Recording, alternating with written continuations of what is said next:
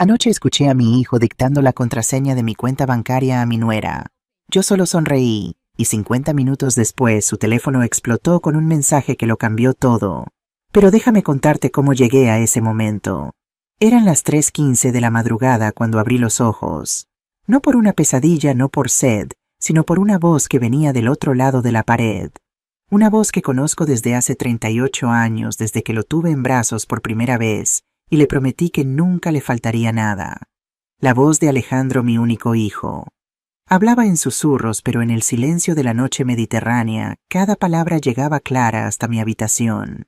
Al principio pensé que quizás estaba resolviendo algo urgente, algún problema que no podía esperar hasta la mañana. Pero entonces escuché ese tono que usan las personas cuando planean algo que no quieren que nadie más sepa. Me quedé completamente inmóvil. El corazón me latía despacio, muy despacio, como si mi cuerpo supiera que debía guardar silencio absoluto para poder captar cada sílaba que salía de su boca. Y entonces lo escuché con total claridad. Sácalo todo, amor. Ella tiene más de 80.000 euros ahí guardados. Está durmiendo profundamente. No se dará cuenta hasta mañana, y para entonces ya habremos sacado todo. Cerré los ojos lentamente. No de miedo, no de sorpresa. Los cerré porque algo dentro de mí ya lo sabía. Tal vez no los detalles exactos, tal vez no el momento preciso, pero sí la esencia de lo que estaba ocurriendo. Esa sensación que una madre tiene cuando su hijo deja de ser el niño que crió y se convierte en alguien que ya no reconoce del todo. Escuché la respiración agitada de Gabriela al otro lado del teléfono. Podía imaginarla perfectamente en la casa que les ayudé a amueblar, sentada en la cama que les regalé cuando se casaron, con los ojos brillando de emoción ante la idea de todo ese dinero. Gabriela siempre fue así desde el día que la conocí. Detrás de esa sonrisa perfecta y esas palabras amables había algo calculador, algo que medía cada gesto, cada visita, cada abrazo fingido. Pero una madre no dice esas cosas en voz alta. Una madre calla, espera, observa, porque señalar los defectos de la esposa de tu hijo es abrir una herida que nunca cierra bien. Así que callé cuando la conocí, y callé ahora en la oscuridad de mi habitación mientras escuchaba cómo mi propio hijo le dictaba a su mujer los números de mi tarjeta bancaria. 479. Cada número fue como un latido que se detenía por un segundo. No porque me doliera la traición en sí misma, sino porque confirmaba lo que llevaba meses negándome a aceptar, que para ellos yo ya no era Elena Morales, ya no era madre, ya no era familia. Ya no era la mujer que los había ayudado en cada crisis. Era solamente una cuenta bancaria con nombre y apellido. El dinero que mencionó Alejandro no cayó del cielo. No fue un regalo ni una herencia inesperada. Fueron 42 años de trabajo. 42 años levantándome a las 5 de la mañana para llegar puntual a la fábrica de seda en las afueras de Valencia, donde cosí hasta que mis dedos se deformaron del esfuerzo. 42 años ahorrando cada céntimo, guardando en secreto, planeando un futuro donde no tuviera que pedirle nada a nadie, ni siquiera a mi propio hijo. Cuando enviudé hace 11 años, Alejandro tenía 27. Me prometió que nunca me dejaría sola, que siempre estaría ahí para mí. Y yo le creí. Una madre siempre quiere creer en su hijo. Siempre quiere pensar que todo el amor que dio durante años regresará de alguna forma cuando ella lo necesite. Pero la vida te enseña cosas que no quieres aprender. Alejandro siguió hablando en voz baja con Gabriela. Le explicaba cómo entrar al cajero automático del Banco Santander, cómo hacer retiros múltiples para no levantar sospechas, cómo sacar el máximo permitido en diferentes horarios. Hablaba con una seguridad que me heló la sangre. No era la primera vez que planeaba esto. Se notaba en cada detalle, en cada instrucción precisa. Habían estado esperando el momento correcto, y esta noche pensaban que lo habían encontrado. Abrí los ojos en la oscuridad y miré hacia el techo. Una pequeña mancha de humedad formaba una figura irregular justo encima de mi cama. La había visto todas las noches durante los últimos 3 años. Esa mancha se había convertido en una compañía silenciosa, un testigo mudo de mis insomnios, de mis preocupaciones de las noches en que me preguntaba si había sido buena madre o si había fallado en algo fundamental. Ahora esa mancha parecía tener una respuesta. Escuché cómo Alejandro terminaba la llamada. Amor, mañana a primera hora vas y sacas todo. Yo me quedo aquí para que no sospeche nada. Actuamos normal como siempre. Como siempre. Esas 2 palabras resonaron en mi cabeza más fuerte que todo lo demás. Como siempre. ¿Cuántas veces habían actuado normal frente a mí mientras por dentro planeaban esto? ¿Cuántas veces me habían sonreído mientras pensaban en mi dinero? ¿Cuántas veces habían fingido preocupación por mi salud cuando en realidad solo querían asegurarse de que yo seguía viva y con acceso a mi cuenta? Sentí algo extraño en ese momento. No era dolor, no era rabia. Era algo más profundo y más tranquilo. Era claridad absoluta. La puerta del cuarto de Alejandro se cerró con suavidad. Escuché sus pasos alejándose por el pasillo, probablemente yendo al baño o a la cocina por agua. Pasos que conocía de memoria. Pasos que había escuchado cuando era niño y se levantaba asustado por una pesadilla. Pasos que había escuchado cuando era adolescente y llegaba tarde a casa. Pasos que ahora caminaban sobre mi confianza como si fuera un suelo que ya no importaba ensuciar. Me quedé mirando la oscuridad durante largo rato y entonces lentamente sonreí. No fue una sonrisa de alegría, tampoco de locura. Fue la sonrisa de alguien que acaba de entender el juego completo, de alguien que sabe exactamente lo que va a hacer a continuación. Porque si hay algo que aprendí en 64 años de vida, es esto: la edad no te quita la inteligencia. Al contrario, te regala algo mucho más valioso. Te regala paciencia, te regala la capacidad de observar sin reaccionar, te regala la frialdad necesaria para actuar en el momento exacto. Y ese momento estaba a punto de llegar. Cerré los ojos de nuevo, esta vez con calma verdadera. Alejandro y Gabriela pensaban que tenían todo calculado. Pensaban que yo era solo una anciana ingenua que guardaba dinero debajo del colchón, esperando a que alguien más listo viniera a quitárselo. Pero se equivocaban, porque esta anciana llevaba años preparándose para un día como este. No exactamente este escenario, no exactamente esta traición, pero sí para el momento en que tuviera que protegerme incluso de mi propia sangre. Mañana temprano, apenas saliera el sol, yo también tenía un plan. Y 50 minutos después de que intentaran robarme sus vidas, iban a cambiar para siempre. 5 días antes de esa noche todo parecía normal, o al menos eso era lo que yo quería creer. Alejandro había llegado a casa un martes por la tarde con una bolsa de churros recién hechos y horchata de mi marca favorita. Ese gesto me extrañó desde el primer momento, no porque mi hijo fuera desconsiderado, sino porque hacía meses que no traía nada sin que yo se lo pidiera primero. «Mamá, te traje esto porque sé que te gusta», dijo mientras dejaba las cosas sobre la mesa de azulejos valencianos de la cocina. «Gabriela me pidió que pasara a saludarte». «¡Qué detalle!», respondí observándolo con atención. «¿Cómo está ella?» «Bien, muy bien, ocupada con sus cosas, ya sabes». Sus cosas. Gabriela nunca había trabajado un día en su vida.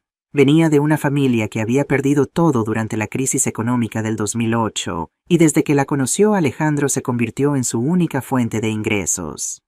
Mi hijo ganaba bien como ingeniero, pero nunca lo suficiente para satisfacer los gustos de Gabriela. Mientras servía la horchata en vasos, noté que Alejandro miraba disimuladamente alrededor de la cocina como si estuviera haciendo un inventario. Sus ojos se detuvieron brevemente en el cajón donde yo guardaba algunos documentos. Luego, con naturalidad fingida, se sentó frente a mí. «¿Y cómo va todo, mamá? ¿Necesitas algo? ¿Alguna reparación en la casa? ¿Algún recibo que pagar?» La pregunta parecía inocente, pero hacía años que Alejandro no se preocupaba por mis necesidades financieras. Siempre había sido al revés. Él venía cuando necesitaba dinero, cuando Gabriela quería un nuevo bolso, cuando las tarjetas de crédito llegaban al límite. «Todo bien, hijo. Ya sabes que me gusta tener mis cosas en orden». «Me alegro», dijo, y luego añadió como quien no quiere la cosa. «¿Y sigues con la misma cuenta en el Santander? Porque el otro día leí que hay problemas con algunos bancos y...». «La misma de siempre», respondí interrumpiéndolo. No quería darle más información de la necesaria. «¿Por qué lo preguntas?» «Por nada, por nada. Solo me preocupo por ti». Bebimos la horchata en un silencio extraño. Alejandro parecía nervioso, jugueteaba con las migas de los churros sobre la mesa. Después de unos minutos sacó el teléfono y fingió recibir un mensaje. «Tengo que irme, mamá. Surgió algo en el trabajo». «Claro, hijo. Gracias por la visita». Me besó en la frente, un gesto que no hacía en meses, y se marchó con prisas. Cuando la puerta se cerró, me quedé mirando los churros a medio comer y sentí un peso en el estómago que nada tenía que ver con la comida. Esa no fue la única señal. Al día siguiente, Gabriela llamó para invitarme a cenar a su casa, algo que no ocurría desde Navidad. Durante la cena, mientras Alejandro preparaba el postre en la cocina, ella se sentó muy cerca de mí en el sofá. Elena, he estado pensando. Tú vives sola en esa casa tan grande. ¿No te da miedo Valencia ya no es lo que era, hay tantos robos? La miré a los ojos, esos ojos color miel que podían ser cálidos cuando quería algo y fríos cuando ya lo había conseguido. Llevo viviendo sola 11 años, Gabriela, y la casa no es tan grande. Pero con tu edad, Dios mío, no me malinterpretes, estás estupenda, pero... ¿Y si te caes? ¿Y si te pasa algo y nadie se entera? Tengo a Carmen al lado. Nos vemos todos los días. Carmen, ¿tu vecina? Pero ella es casi tan mayor como tú. Lo que necesitas es alguien joven, alguien de confianza que te ayude con las cosas del banco, las facturas, los papeles. Todo eso puede ser complicado. Lo he manejado bastante bien hasta ahora, respondí con una sonrisa que no llegaba a mis ojos. Estaba pensando, continuó ella bajando la voz como si me fuera a revelar un secreto maravilloso. Y si vendes tu casa, el mercado inmobiliario está subiendo, especialmente en Ruzafa. Con ese dinero podrías comprar algo pequeñito más fácil de mantener y el resto, bueno, podríamos ayudarte a invertirlo. En ese momento regresó Alejandro con un flan casero que olía a canela. La conversación cambió inmediatamente, pero la semilla ya estaba plantada. No era la primera vez que insinuaban que debería vender la casa. Una casa que había comprado con el esfuerzo de toda una vida, la casa donde nació y creció Alejandro, la casa donde mi marido Manuel y yo habíamos sido felices hasta que el cáncer se lo llevó demasiado pronto. En los días siguientes las señales continuaron. Alejandro pasó casualmente cuando yo regresaba del banco y se ofreció a ayudarme con las bolsas. Gabriela me envió enlaces sobre residencias para mayores de lujo, con la excusa de que una tía suya estaba considerando mudarse a una. Pero la señal más clara llegó la tarde anterior a la noche en que los escuché. Estaba limpiando el mueble del salón cuando encontré un papel doblado que no recordaba haber visto antes. Era una fotocopia de mi DNI. Yo nunca dejaba copias de mis documentos por ahí. Siempre los guardaba en una carpeta bajo llave en mi habitación. Alguien había entrado en mis cosas. Alguien había copiado mi identificación. Y ahora, horas después, mientras el amanecer comenzaba a filtrarse por las cortinas de mi habitación, todas las piezas encajaban. No era paranoia, no eran imaginaciones de una mujer mayor. Era un plan cuidadosamente orquestado para quedarse con el fruto de mis 42 años de trabajo. Me levanté despacio, sintiendo cada uno de mis 64 años en las articulaciones. Me puse las zapatillas y caminé silenciosamente hasta la cocina. Puse agua para un café y miré por la ventana el patio interior con sus macetas de geranios rojos que Manuel había plantado hace tantos años. ¿Cómo habíamos llegado a esto?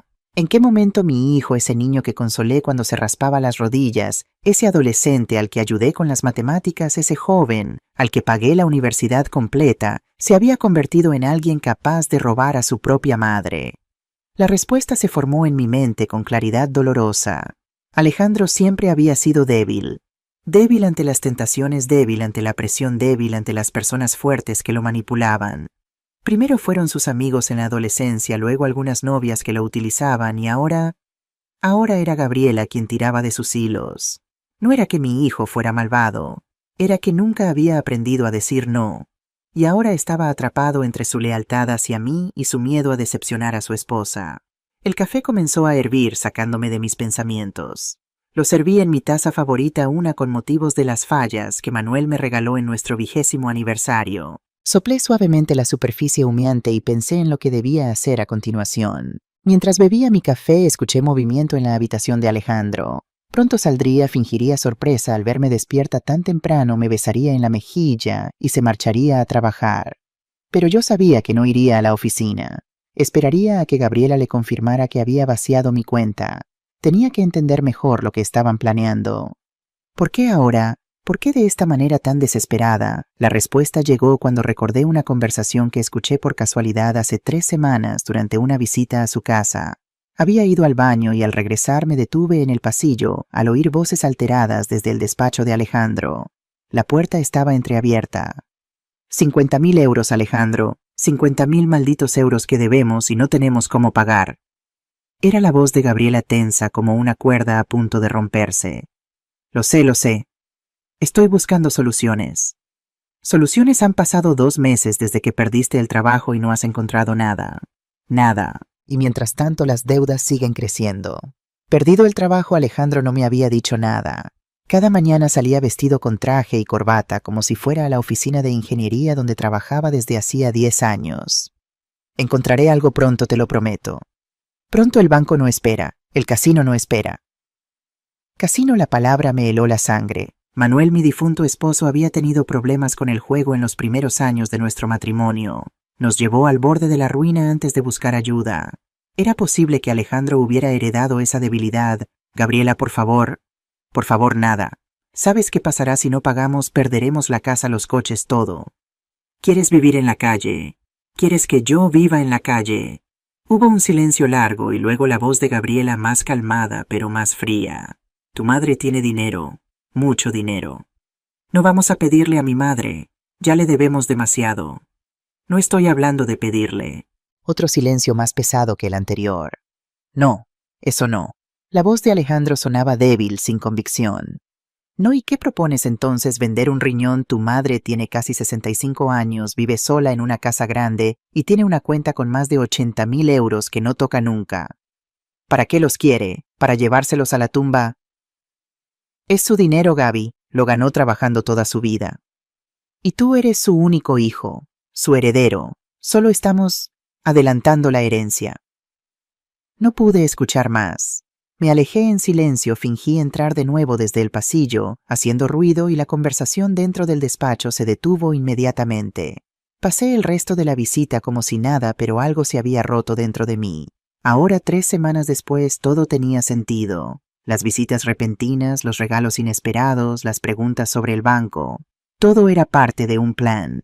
Un plan nacido de la desesperación, sí, pero un plan para robarme al fin y al cabo.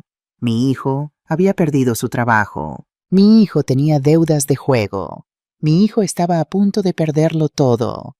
Y en lugar de venir a mí y decirme la verdad, en lugar de pedirme ayuda como tantas otras veces en su vida, había elegido el camino de la traición. El sonido de la puerta de su habitación abriéndose me devolvió al presente. Me apresuré a adoptar una expresión neutral. Alejandro apareció en la cocina ya vestido con su traje gris. Se sorprendió visiblemente al verme. «Mamá, ¿qué haces despierta tan temprano?» «El dolor en las rodillas», mentí con facilidad. «Ya sabes cómo es a mi edad». Se acercó y me besó mecánicamente en la mejilla. Olía a esa colonia cara que Gabriela le había regalado por su cumpleaños, una colonia que costaba más de lo que yo gastaba en comida en un mes. «¿Quieres café?», ofrecí. No tengo tiempo. Tengo una reunión importante. Una reunión que no existía.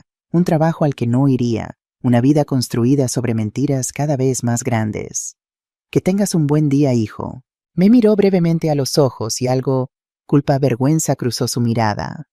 Tú también, mamá. Te quiero. Las palabras sonaron huecas como monedas falsas cayendo sobre mármol. Quería creerle. Una parte de mí, la parte que lo había llevado en el vientre durante 9 meses, la parte que lo había visto dar sus primeros pasos, quería desesperadamente creerle. Pero ya no podía. Y yo a ti, Alejandro. Eso al menos seguía siendo verdad. Lo amaba. Con un amor que dolía, con un amor que ya no podía protegerlo de las consecuencias de sus acciones. Cuando la puerta principal se cerró tras él, me quedé sentada un momento procesando todo. Luego, con una determinación que no sentía desde que Manuel enfermó, me levanté y fui a mi habitación. Del cajón de mi mesita de noche saqué un teléfono móvil, uno básico que Alejandro me había regalado, por si tenía una emergencia. Ahora tenía una emergencia, pero no era el tipo que él había imaginado. Busqué entre los pocos contactos hasta encontrar el nombre de Carmen. Ella respondió al segundo timbrazo, su voz aún ronca por el sueño. «Elena, ¿estás bien?» «Necesito verte, Carmen. Es urgente». Hubo un breve silencio y luego su voz, ahora completamente despierta. «Estaré ahí en 10 minutos». Carmen Ortiz había sido mi vecina durante más de 30 años. Vivíamos puerta con puerta en el mismo rellano y tras la muerte de Manuel se convirtió en mucho más que una vecina. Era mi confidente, mi amiga, la hermana que nunca tuve. Viuda como yo, Carmen entendía el peso del silencio en una casa vacía, el dolor de las fechas señaladas, la mezcla de orgullo y soledad que viene con la independencia forzada. Pero más importante aún, Carmen conocía a la gente. Antes de jubilarse había trabajado como secretaria en un bufete de abogados y tenía un sexto sentido para detectar mentiras y malas intenciones. Nunca le había gustado Gabriela. Tiene ojos de zorra, me dijo una vez después de conocerla. Y no de las listas, sino de las peligrosas. Exactamente 9 minutos después de mi llamada sonó el timbre. Carmen estaba en la puerta con una bandeja de magdalenas caseras y una expresión de preocupación genuina. ¿Qué pasa, Elena? Tienes cara de haber visto un fantasma. La invité a pasar y nos sentamos en la cocina. Le serví café y en voz baja, como si las paredes pudieran escucharnos, le conté todo. La conversación que había escuchado la noche anterior, los planes de Alejandro y Gabriela, las deudas, el juego, el trabajo perdido, la traición. Carmen me escuchó sin interrumpir, sus ojos oscuros fijos en mí, asintiendo ocasionalmente. Cuando terminé, dejó su taza con cuidado sobre la mesa y tomó mis manos entre las suyas. Estaban calientes por el café y firmes a pesar de su edad. Elena, lo siento mucho, pero debo decir que no me sorprende. No. Gabriela siempre ha mirado tu casa como si ya fuera suya. Y en cuanto a Alejandro, es un buen chico en el fondo, pero siempre ha sido débil, como un junco que se dobla con cualquier viento. Sus palabras, aunque duras, confirmaban mis propios pensamientos. Carmen siempre había sido así, directa, sin adornos, pero con un corazón de oro bajo esa corteza. ¿Qué voy a hacer, Carmen? Es mi hijo, mi único hijo. Y por eso mismo debes hacer lo que sea necesario, no para castigarlo, sino para salvarlo. ¿Salvarlo? Elena, piénsalo. Si hoy les permites robarte 80.000 euros, ¿qué les impedirá volver por más? ¿Qué les enseñará sobre las consecuencias de sus actos? Estarás alimentando un monstruo que eventualmente los devorará a ellos también. Me quedé en silencio procesando sus palabras. Tenía razón, por supuesto. Si cedía ahora, si les permitía salirse con la suya, no estaría ayudando a Alejandro. Solo estaría posponiendo una lección que tarde o temprano tendría que aprender. ¿Y qué sugieres? Los ojos de Carmen brillaron con una mezcla de compasión y determinación. Mi hijo Mateo trabaja en el Banco Santander. Mateo, el que estudió económicas, el mismo, es subdirector de la sucursal en la calle Colón. Puede ayudarte a proteger tu dinero y tal vez a darle a tu hijo la lección que necesita. Mateo Vega. Lo recordaba como un niño tímido y estudioso que siempre llevaba libros bajo el brazo. Ahora era un hombre de unos 35 años, casado con 2 hijos pequeños. Lo veía ocasionalmente cuando visitaba a su madre, siempre educado, siempre respetuoso. No quiero molestarle con mis problemas familiares. Carmen hizo un gesto de impaciencia. No seas ridícula. Mateo te adora. Siempre dice que eres como su segunda madre, con todas esas tartas de manzana que le preparabas cuando estudiaba para los exámenes. Una sonrisa involuntaria se formó en mis labios al recordarlo. Mateo, con sus gafas demasiado grandes para su cara, estudiando en mi mesa de la cocina mientras Alejandro jugaba al fútbol en la calle. Además, continuó Carmen, esto no es solo un problema familiar. Es un delito. Acceso no autorizado a tus cuentas, intento de fraude. Mateo no solo puede ayudarte como el hijo de una amiga, sino como profesional bancario. Tenía razón otra vez. Esto iba más allá de una disputa familiar. Si Alejandro y Gabriela tenían éxito, estarían cometiendo un delito contra mí. Un delito que en mi corazón ya habían cometido al planificarlo con tanto detalle. De acuerdo, dije finalmente. Llamemos a Mateo. Carmen sonrió, sacó su teléfono y marcó el número de su hijo. Después de una breve explicación, me pasó el aparato. Elena, soy Mateo. Mi madre me ha contado algo, pero preferiría que me explicaras tú misma la situación. Su voz era calmada, profesional, pero cálida. Le conté lo esencial, tratando de mantener la compostura, de no sonar como una madre paranoica o una anciana confundida. Cuando terminé, hubo un breve silencio al otro lado de la línea. Elena, lamento mucho que estés pasando por esto. Desafortunadamente, el abuso financiero a personas mayores es más común de lo que pensamos, incluso dentro de las familias. Pero hay algo que podemos hacer. ¿Qué exactamente? ¿Podrías venir a mi oficina esta mañana? Digamos a las 10:30 tendré todo preparado para proteger tus fondos. ¿Y Elena? Sí, trae tu DNI y cualquier documentación bancaria que tengas. Y si es posible, no le digas a nadie dónde vas. Entendido. Una cosa más, si realmente quieres darle una lección a tu hijo y a su esposa, podríamos hacer algo más que simplemente proteger tu dinero. ¿A qué te refieres? Te lo explicaré cuando nos veamos. Pero piensa en esto: a veces la mejor forma de ayudar a alguien a entender el valor del dinero Es permitirle experimentar las consecuencias de intentar obtenerlo de manera deshonesta. Después de colgar, miré a Carmen, que me observaba con una mezcla de tristeza y determinación. ¿Estás segura de que quieres hacer esto, Elena? Una vez que empieces, no habrá vuelta atrás. Tu relación con Alejandro nunca será la misma. Pensé en mi hijo, en el niño que fue, en el hombre que era ahora. Pensé en todas las veces que lo había salvado de las consecuencias de sus acciones, todas las veces que había intervenido para suavizar su camino. ¿Y si ese había sido mi error? ¿Y si al protegerlo tanto solo había conseguido debilitarlo? Nuestra relación ya ha cambiado, Carmen. Anoche, cuando lo escuché planear cómo robarme algo, se rompió. Algo que no sé si podrá repararse. Carmen asintió comprendiendo. Entonces hagámoslo. Y hagámoslo bien. Me levanté con una nueva determinación. Por primera vez en muchos años sentí que estaba a punto de hacer algo verdaderamente difícil, pero verdaderamente necesario.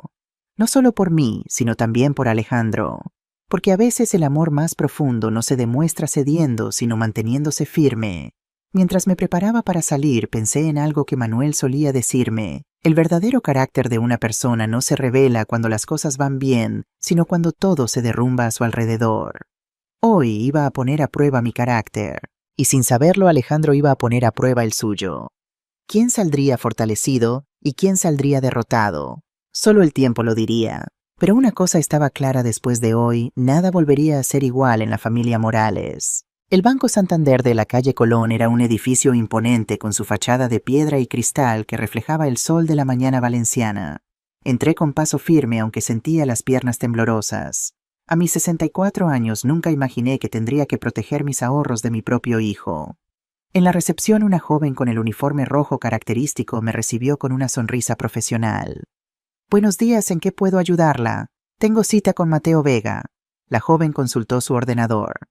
«¿La señora Elena Morales?» «Sí, soy yo». «El señor Vega la está esperando. Por favor, sígame». Me condujo a través de un pasillo hasta una oficina privada al fondo del edificio. Allí estaba Mateo, no ya el niño tímido que recordaba, sino un hombre seguro de sí mismo, con traje oscuro y una expresión de preocupación genuina. Se levantó inmediatamente al verme. «Elena, gracias por venir». Me estrechó ambas manos con calidez. «Por favor, siéntate». Esperó a que la recepcionista se marchara y cerró la puerta con cuidado. «He estado pensando en tu situación desde que hablamos», comenzó. «Antes que nada, quiero que sepas que lo que Alejandro y Gabriela están intentando hacer es completamente ilegal. Usar tus datos bancarios sin autorización constituye un delito de fraude». Asentí sintiendo un nudo en la garganta. Por más que lo sabía, escucharlo de labios de otra persona lo hacía más real, más doloroso. «No quiero denunciarlos, Mateo. Lo entiendo, y no tienes que hacerlo. Hay otras formas de protegerte y quizás de hacerles entender la gravedad de lo que están intentando». Sacó una carpeta de su escritorio y la abrió. Dentro había varios documentos con el logotipo del banco. «He revisado tu cuenta. Efectivamente tienes 82.347 euros en tu cuenta de ahorro principal. Es una suma importante que has acumulado durante décadas de trabajo. Y es solo tuya, Elena». Sus palabras, aunque obvias, me reconfortaron. A veces, cuando alguien intenta quitarte lo que es tuyo, empiezas a dudar de si realmente te pertenece. «¿Qué podemos hacer?» Mateo se inclinó hacia adelante apoyando los codos en el escritorio. «Tenemos varias opciones. La más simple sería cambiar todas tus claves y bloquear cualquier acceso no autorizado. Pero si quieres dar un paso más allá, podríamos transferir el dinero a una nueva cuenta que ellos desconozcan por completo». «¿Sería eso complicado? No soy muy buena con la tecnología». «Para eso estoy aquí». Su sonrisa me recordó al Mateo adolescente que estudiaba en mi cocina. «Te guiaré en cada paso». Me explicó el proceso detalladamente. Abriríamos una nueva cuenta a mi nombre, pero en una sucursal diferente. Transferiríamos casi todo el dinero, dejando solo una pequeña cantidad en la cuenta original como cebo. Además, configuraríamos alertas instantáneas en mi teléfono para cualquier intento de acceso. «Pero hay algo más que podríamos hacer», añadió con un brillo estratégico en sus ojos. «Algo que les daría una lección sin necesidad de involucrar a la policía». «Te escucho». «Cuando Gabriela intente acceder a tu cuenta esta mañana, el sistema le permitirá entrar. Verá el saldo completo por un momento. Pero cuando intente realizar la transferencia o retiro, el sistema mostrará un mensaje de error y luego...» el saldo real. Pueden hacer eso. Técnicamente estaríamos utilizando un protocolo de seguridad diseñado para casos de fraude. La cuenta mostrará temporalmente el saldo completo, pero al intentar cualquier operación, se activará la verificación de seguridad y revelará que los fondos ya no están disponibles. ¿Y eso es legal? Completamente. Es tu dinero, Elena. Tienes todo el derecho a moverlo como consideres oportuno.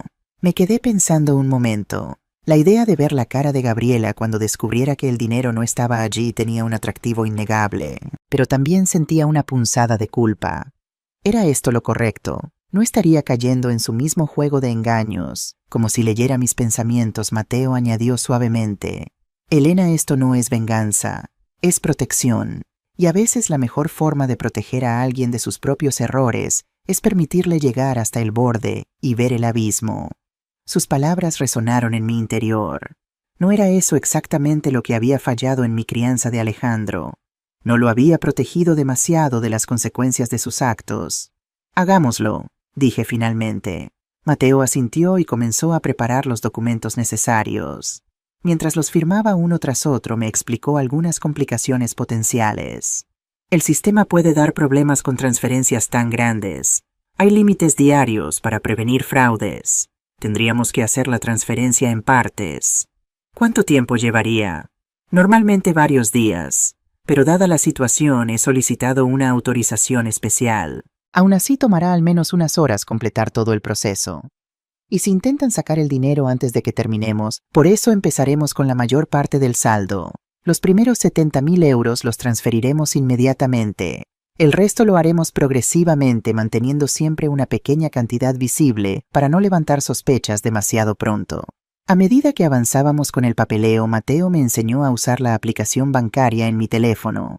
Era más complicado de lo que esperaba, con contraseñas, códigos de verificación y preguntas de seguridad. Es mucho para recordar, dije sintiendo un momento de duda.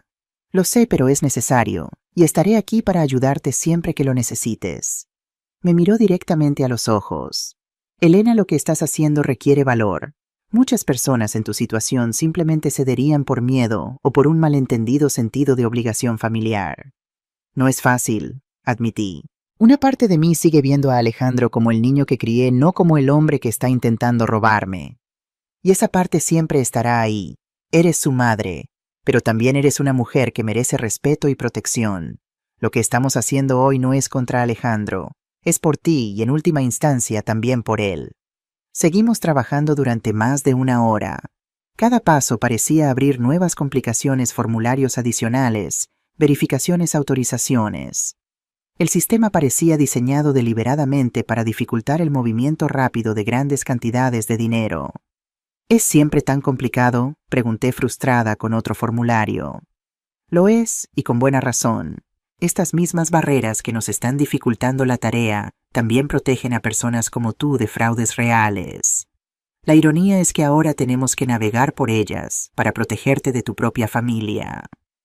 Finalmente, después de lo que pareció una eternidad, Mateo me mostró la pantalla de su ordenador. Listo.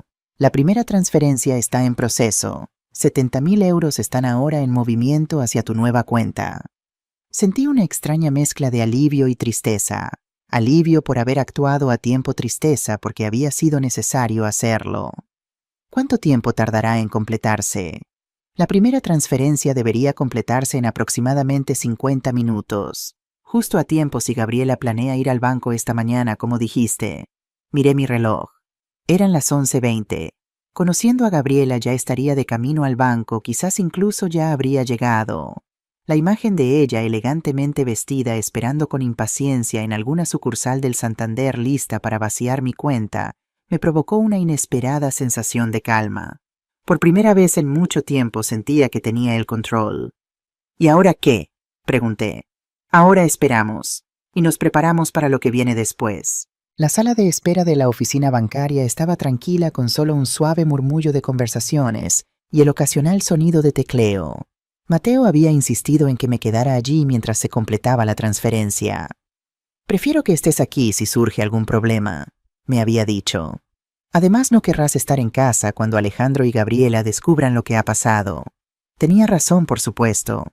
La confrontación era inevitable, pero era mejor que ocurriera cuando yo estuviera preparada, no cuando ellos tuvieran la ventaja de la sorpresa y la ira fresca. Para pasar el tiempo, Mateo me trajo un café y algunos documentos sobre protección financiera para personas mayores. Lamentablemente tu caso no es único, explicó mientras hojeaba los folletos. El abuso financiero a mayores es uno de los delitos más infradenunciados, especialmente cuando los perpetradores son miembros de la familia. ¿Por qué? Vergüenza principalmente. Nadie quiere admitir que sus seres queridos intentan aprovecharse de ellos. Y luego está el miedo a quedarse solos, a perder lo poco de familia que les queda. Sus palabras tocaron una fibra sensible. Ese era exactamente mi temor, que al protegerme de Alejandro lo perdería para siempre. Valían 80.000 euros la relación con mi único hijo. Pero la pregunta estaba mal planteada. No se trataba del dinero. Se trataba de respeto, de confianza, de los valores fundamentales que definen una relación. Si Alejandro estaba dispuesto a traicionar mi confianza de esta manera, ¿qué tipo de relación nos quedaba realmente? Hay algo más que deberías saber, dijo Mateo, interrumpiendo mis pensamientos. Una vez que hagamos esto, ellos podrían tomar represalias. ¿Qué tipo de represalia? Depende de cuán desesperados estén. Podrían intentar presionarte emocionalmente, hacerte sentir culpable. Podrían amenazar con acciones legales, aunque no tendrían base para ello. O podrían intentar acceder a otros activos tuyos. ¿Te refieres a la casa? Exactamente. La propiedad inmobiliaria es a menudo el activo más valioso. Y si están dispuestos a intentar vaciar tu cuenta bancaria, es posible que también intenten quedarse con tu casa. Un escalofrío me recorrió la espalda. La casa en el barrio de Ruzafa no solo representaba mi seguridad financiera, era mi hogar lleno de recuerdos de una vida compartida con Manuel, de la infancia de Alejandro, de momentos que definían quién era yo. ¿Qué puedo hacer para protegerla? Por ahora nada drástico, pero te recomendaría consultar con un abogado lo antes posible. Mi oficina tiene contactos con especialistas en derecho de mayores. Puedo recomendarte algunos. Asentí, sintiendo que la situación se volvía cada vez más compleja, cada vez más seria. Lo que había comenzado como una simple protección de mis ahorros estaba evolucionando hacia algo más grande, una redefinición completa de mi vida y mis relaciones. El teléfono de Mateo sonó, interrumpiendo nuestra conversación. Respondió y escuchó brevemente su expresión profesional transformándose en una sonrisa contenida. Gracias por la información. Manténgame informado. Colgó y me miró. Era mi compañero de la sucursal de Ruzafa. Gabriela acaba de llegar allí. Mi corazón dio un vuelco. Va a intentarlo ahora. Eso parece. Ha pedido hablar con un asesor privado diciendo que necesita realizar una transferencia importante. Pero ¿cómo no tiene mi autorización? Según mi compañero, ha presentado una autorización con tu firma. Mateo hizo una pausa significativa. Una firma que supongo no es la tuya. La falsificación. Otro delito más a la lista. Me pregunté en qué momento mi hijo y su esposa habían cruzado esa línea, en qué momento habían decidido que las leyes y la ética no se aplicaban a ellos cuando se trataba de conseguir lo que querían. ¿Y ahora qué pasará? La dejarán proceder hasta cierto punto. Verá el saldo inicial, creerá que todo va bien. Pero cuando intente realizar la transferencia... Mateo dejó la frase sin terminar, con una expresión que mezclaba profesionalidad y algo parecido a la satisfacción. Los siguientes 20 minutos fueron los más largos de mi vida. Esperamos en silencio, yo revisando distraídamente los folletos sin realmente leerlos. Mateo trabajando en su ordenador, pero claramente pendiente del teléfono. Cuando finalmente sonó, ambos dimos un respingo. Mateo Vega, respondió con tono profesional. Escuchó durante un largo minuto, ocasionalmente asintiendo. Entiendo, sí era de esperar. Manténme informado si hay algún desarrollo más. Colgó y me miró directamente. Acaba de suceder. Gabriela intentó transferir 75.000 euros a una cuenta a nombre de Alejandro. El sistema mostró el mensaje de error y luego reveló el saldo real: 9.347 euros. ¿Y cómo reaccionó? Según mi compañero, primero pensó que era un error del sistema. Insistió, intentó otra vez. Cuando el asesor le confirmó que efectivamente esos eran los fondos disponibles, comenzó a alterarse. Exigió hablar con el director, alegando que había algún tipo de fraude. Cuando le preguntaron exactamente qué relación tenía contigo y cómo había obtenido la autorización, de repente recordó que tenía una cita urgente y se marchó. Una mezcla de emociones me invadió: alivio de que el plan hubiera funcionado, tristeza por la situación y sorprendentemente una chispa de algo parecido a la satisfacción. No era orgullo por haber ganado, sino la tranquila certeza de haber hecho lo correcto, de haberme defendido cuando era necesario. ¿Qué crees que harán ahora?, pregunté. Llamará inmediatamente a Alejandro, le contará lo sucedido, y luego casi con toda seguridad irán directamente a tu casa. Para confrontarme, para exigir explicaciones, sí, y posiblemente para intentar presionarte. Me enderecé en la silla sintiendo una determinación que no había experimentado en años. Pues entonces debo estar preparada para recibirlos. Mateo me miró con una mezcla de preocupación y admiración. Elena, no tienes que enfrentarte a esto sola. ¿Puedo acompañarte o podemos llamar a mi madre para que esté contigo? Consideré su oferta por un momento. La idea de tener apoyo era tentadora, pero algo dentro de mí sabía que esta confrontación era algo que necesitaba manejar por mí misma, al menos inicialmente.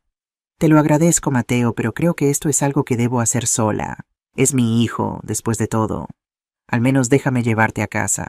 Asentí agradecida por este pequeño apoyo. Mientras recogíamos nuestras cosas y nos preparábamos para salir, Mateo recibió otra llamada.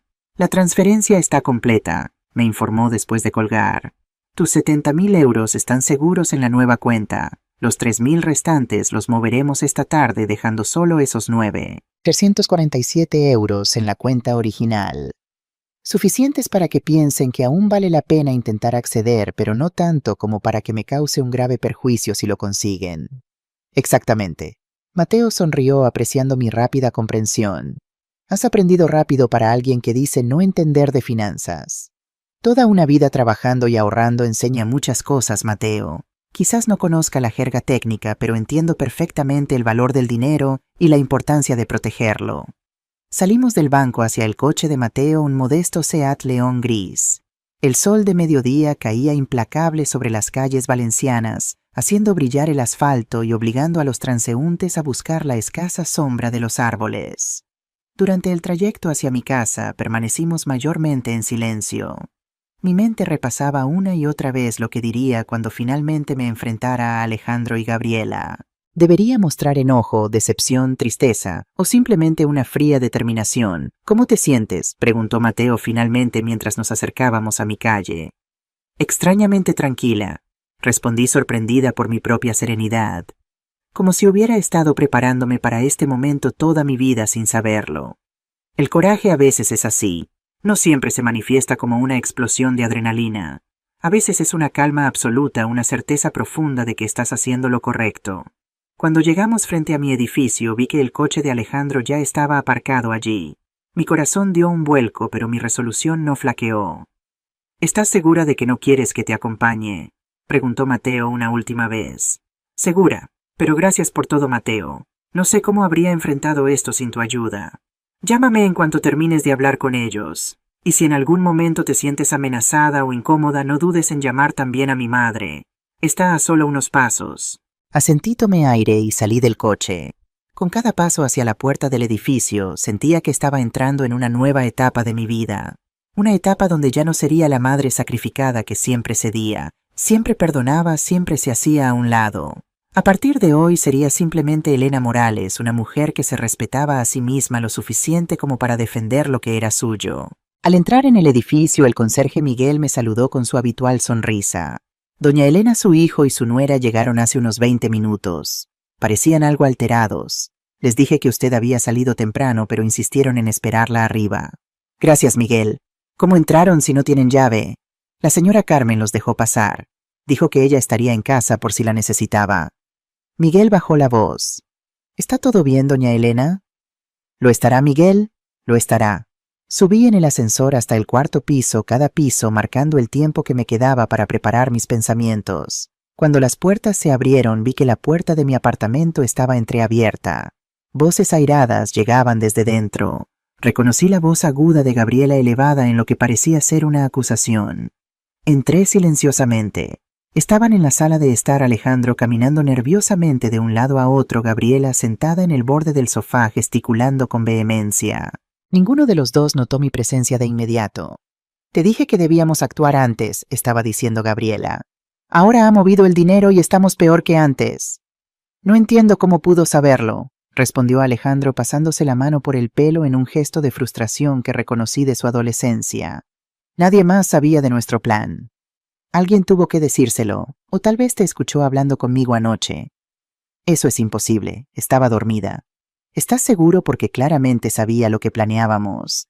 ¿De qué otra forma explicas que haya transferido casi todo el dinero justo esta mañana? Decidí que era momento de interrumpir. Tienes razón, Gabriela, os escuché anoche. Ambos se giraron sobresaltados. Gabriela se puso de pie inmediatamente como impulsada por un resorte. Alejandro se quedó congelado en medio de su ir y venir. «Mamá», dijo finalmente con una voz que intentaba sonar casual, pero temblaba ligeramente. «No te oímos entrar». Evidentemente, dejé mi bolso sobre la mesa del recibidor con deliberada calma. Al igual que vosotros pensasteis que yo no os oiría planeando cómo vaciar mi cuenta bancaria. Un silencio tenso llenó la habitación. Podía ver los engranajes girando en la mente de Alejandro, buscando una explicación, una excusa, una salida. Fue Gabriela quien habló primero. «No sé qué crees que escuchaste, Elena, pero obviamente ha habido un malentendido». «¿Un malentendido?», mantuve mi voz controlada, casi conversacional. «Es un malentendido que fuiste al banco esta mañana con una autorización falsificada intentando transferir 75.000 euros de mi cuenta». Sus ojos se abrieron de par en par, la sorpresa momentáneamente desplazando la arrogancia en su rostro. «¿Cómo? El banco me llamó, por supuesto. Soy cliente desde hace más de 40 años. Conocen mi firma. Saben que nunca autorizaría una transferencia de esa magnitud sin estar presente». Era una mentira, pero una necesaria. No quería implicar a Mateo directamente. «Mamá, podemos explicarlo», intervino Alejandro dando un paso hacia mí. Noté que evitaba mirarme a los ojos. «¿Explicar qué exactamente? ¿Cómo planeaste robarme mientras dormía? ¿Cómo falsificaste mi firma? ¿Cómo pretendías dejarme sin los ahorros de toda mi vida?» «No es así», su voz subió de volumen. «No íbamos a robarte solo íbamos a pedir prestado el dinero. Te lo habríamos devuelto». ¿Cómo tienes deudas de juego, Alejandro? Deudas que no puedes pagar ni con tu trabajo, que por cierto perdiste hace meses sin decírmelo. Su rostro palideció. «¿Cómo sabes lo del trabajo?» «Las paredes tienen oídos, hijo, y las madres tenemos ojos. Ojos que ven cuando nuestros hijos nos mienten, cuando fingen ir a trabajar cada mañana, cuando gastan dinero que no tienen». Gabriela se acercó, su postura cambiando de la defensiva a algo más agresivo. «Ese dinero, de todos modos, será de Alejandro cuando mueras». «¿Qué diferencia hay si lo usa ahora cuando realmente lo necesita? ¿De qué te sirve a ti guardado en un banco mientras tu hijo tiene problemas?» La frialdad de sus palabras, la manera en que hablaba de mi muerte como un simple trámite administrativo, como una transferencia de activos, me impactó a pesar de que ya conocía su naturaleza. La diferencia, Gabriela, es el respeto, el permiso, la honestidad. Si Alejandro hubiera venido a mí, si me hubiera contado la verdad sobre su situación, yo le habría ayudado, como lo he hecho toda su vida. Pero decidisteis tratarme como a una idiota, como a un obstáculo que hay que eludir o manipular. Me giré hacia mi hijo, sintiendo que las lágrimas amenazaban con brotar, pero conteniéndolas con firmeza. ¿Realmente pensaste que era mejor robarme que pedirme ayuda? Tampoco te importa mi dignidad, mi confianza. Alejandro parecía desmoronarse ante mis ojos. Por un momento vi un destello del niño que había sido confundido y arrepentido después de romper una promesa. Pero entonces Gabriela puso una mano en su brazo y su expresión se endureció nuevamente. «No teníamos opción», dijo con voz fría. «Cada vez que Alejandro intenta hablar contigo sobre dinero, lo tratas como a un niño, lo haces sentir pequeño, dependiente». «Eso no es cierto», protesté, aunque una parte de mí se preguntaba si había algo de verdad en sus palabras. Había sido demasiado controladora. Había alimentado sin querer esta dinámica disfuncional. «Lo es», insistió Alejandro encontrando su voz. «Siempre me has hecho sentir que tu ayuda viene con condiciones, con expectativas que nunca puedo cumplir. Y robarme era la solución. Esa es tu respuesta a sentirte incomprendido. Estamos desesperados». Su voz se quebró. «Debemos 50.000 euros. Si no pagamos pronto perderemos la casa. Perderemos todo. ¿Y crees que yo no perdería todo si me quitarais mis ahorros? ¿Quién cuidaría de mí entonces? ¿Vosotros, los mismos que estáis dispuestos a dejarme sin nada?» Un silencio incómodo siguió a mis palabras. Era la verdad que ninguno de los dos quería enfrentar que su plan no contemplaba mi bienestar, que en su desesperación habían decidido que yo era prescindible. Gabriela fue la primera en recuperarse. Su táctica cambió visiblemente de la agresión a una falsa conciliación. Elena, entendemos que estés molesta, pero aún podemos solucionar esto como familia. Necesitamos ese dinero temporalmente.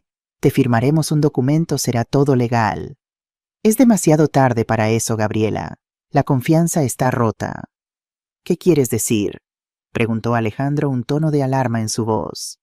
Quiero decir que he tomado medidas para proteger mis finanzas. El dinero ya no está accesible para vosotros. Nunca lo estará. ¿Qué has hecho? La voz de Gabriela subió de tono, la máscara de amabilidad desapareciendo completamente. He movido mis ahorros a una cuenta que no conocéis en una entidad que no os diré, y he dado instrucciones específicas de que nunca bajo ninguna circunstancia se os dé acceso. No puedes hacer eso. Gabriela estaba furiosa, ahora toda pretensión abandonada. Somos su familia, tenemos derechos. No, Gabriela, no tenéis ningún derecho sobre mi dinero, ni ahora ni nunca. Alejandro parecía aturdido, como si no pudiera procesar lo que estaba ocurriendo, pero Gabriela estaba en pleno ataque. ¿Crees que esto acaba aquí? ¿Crees que puedes simplemente bloquear a tu propio hijo? ¿Tu único hijo? Su voz destilaba veneno. Te demandaremos. Por abuso emocional, por abandono familiar. Conseguiremos una orden judicial que te obligue a ayudarnos. ¡Adelante!, respondí sorprendentemente calmada ante su ataque. Busca un abogado que acepte defender tu derecho a robar a una mujer de 64 años. ¡Esta casa!, exclamó Gabriela de repente, mirando alrededor como si acabara de tener una revelación. Esta casa vale más que ese dinero, mucho más con los precios actuales en Ruzafa. Podríamos venderla, resolver nuestros problemas y aún sobraría. Esta casa es mía, respondí sintiendo por primera vez un atisbo de miedo. No había considerado que pudieran ir tras la propiedad. ¿Por cuánto tiempo?, replicó Gabriela con una sonrisa malévola. Alejandro es tu único heredero, y hay formas de declarar a una persona incapacitada para manejar sus propios asuntos. La amenaza estaba clara. Si no podían conseguir mi dinero directamente, intentarían conseguir la casa, o peor aún, intentarían declararme incompetente. Miré a mi hijo, esperando, rogando silenciosamente que interviniera, que pusiera fin a las amenazas de su esposa, pero permaneció en silencio, su rostro una máscara inexpresiva. ¿Eso es lo que quieres, Alejandro?, pregunté finalmente. ¿Quieres declararme incompetente? ¿Quieres quitarme la casa donde naciste, donde creciste, donde tu padre y yo construimos una vida para ti? Se produjo un largo silencio. Cuando finalmente habló, su voz era fría, distante. Quiero que entiendas lo que está en juego, mamá. No estamos hablando de caprichos. Estamos hablando de supervivencia. O nos ayudas voluntariamente o tendremos que buscar otras soluciones. Sentí que algo se rompía definitivamente dentro de mí. El último hilo de esperanza de que mi hijo pudiera recapacitar, de que esta situación pudiera resolverse con amor y comprensión, se desvaneció. Entiendo perfectamente lo que está en juego, Alejandro. Más de lo que crees. Me dirigí hacia la puerta principal y la abrí de par en par. Ahora os pido que os marchéis de mi casa. ¿Nos estás echando?, preguntó Alejandro, la incredulidad evidente en su voz. Sí. Y hasta que estéis dispuestos a hablar con honestidad y respeto, no sois bienvenidos aquí. Gabriela agarró su bolso y se dirigió hacia la puerta, lanzándome una mirada cargada de odio. Esto no ha terminado, vieja estúpida. Alejandro dudó un momento, una sombra de conflicto cruzando su rostro, pero finalmente siguió a su esposa sin decir palabra. Cuando la puerta se cerró tras ellos, me apoyé contra ella y dejé que las lágrimas fluyeran libremente. No eran lágrimas de debilidad o arrepentimiento, eran lágrimas de dolor por lo que había perdido, por el hijo que creía conocer y que se había transformado en un extraño ante mis ojos. Pero también eran lágrimas de liberación, porque por primera vez en décadas había actuado completamente en mi propio interés, había defendido mi dignidad sin disculpas ni concesiones. Y aunque el precio había sido alto, quizás el más alto que jamás había pagado, sabía en lo más profundo de mi ser que había hecho lo correcto. El silencio que siguió a su partida fue absoluto, casi palpable.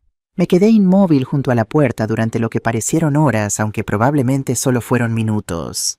Cuando finalmente encontré la fuerza para moverme, Mis piernas me llevaron automáticamente a la cocina donde puse agua para un té. Los rituales cotidianos, las pequeñas acciones automáticas se convirtieron en un ancla en medio de la tormenta emocional. Mientras esperaba que el agua hirviera, sonó el timbre. Por un momento temí que fueran ellos regresando quizás con nuevas amenazas o tácticas. Pero cuando miré por la mirilla, vi el rostro familiar de Carmen. «Te vi llegar hace un rato», dijo cuando abrí la puerta. Y luego los vi marcharse a ellos. No parecían contentos. La invité a pasar y volvimos juntas a la cocina. El agua ya hervía, así que preparé té para ambas. «¿Qué ha ocurrido?», preguntó aceptando la taza humeante. Le conté todo: la confrontación, las acusaciones, las amenazas. Mientras hablaba vi cómo la expresión de Carmen pasaba de la preocupación a la indignación y finalmente a una especie de resignación triste.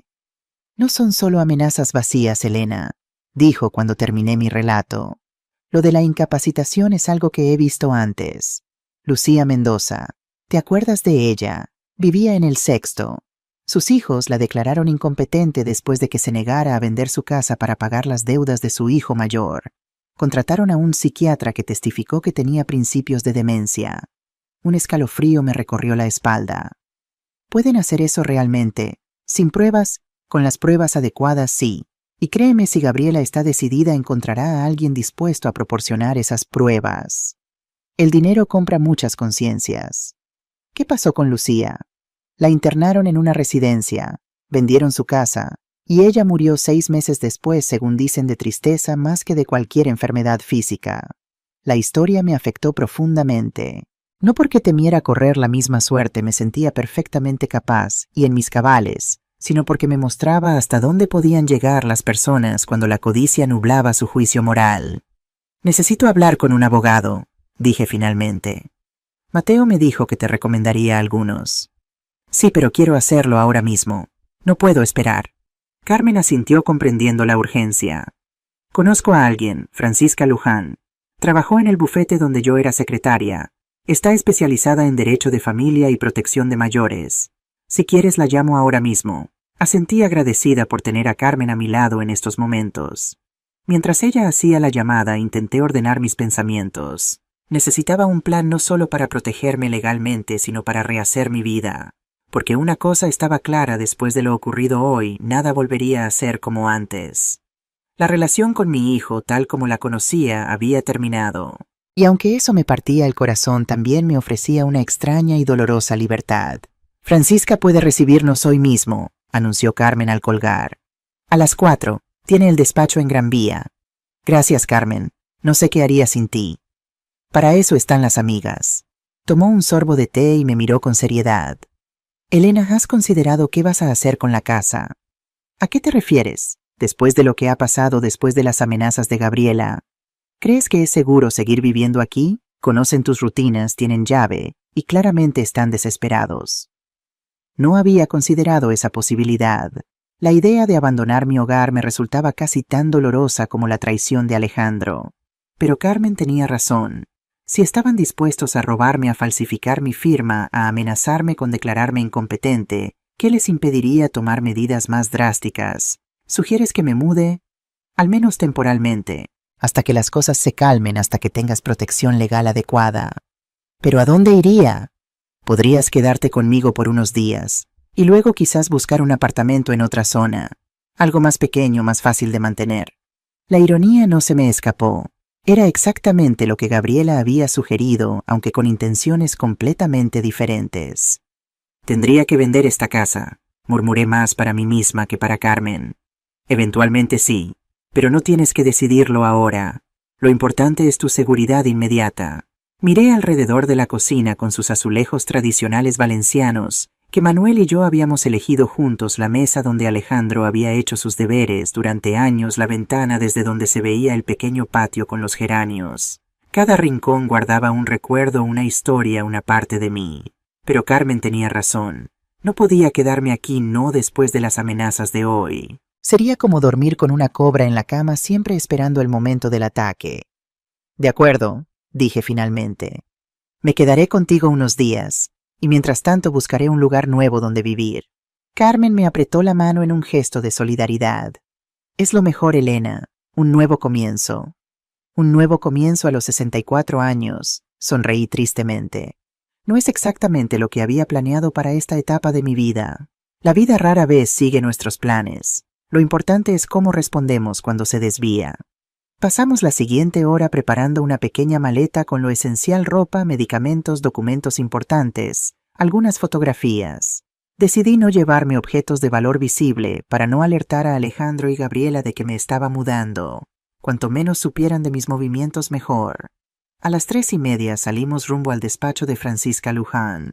El taxi nos llevó a través de las calles bulliciosas de Valencia, pasando junto al mercado central y la lonja de la seda, edificios centenarios que habían visto pasar innumerables dramas humanos como el mío. El despacho de Francisca estaba en un edificio modernista en la Gran Vía Marqués del Turia. La abogada resultó ser una mujer de unos 50 años, con cabello cano recogido en un moño apretado y gafas de montura metálica que le daban un aspecto severo pero inteligente. Nos recibió en una oficina austera pero elegante, con estanterías llenas de tomos legales y una ventana que ofrecía una vista parcial del jardín del Turia.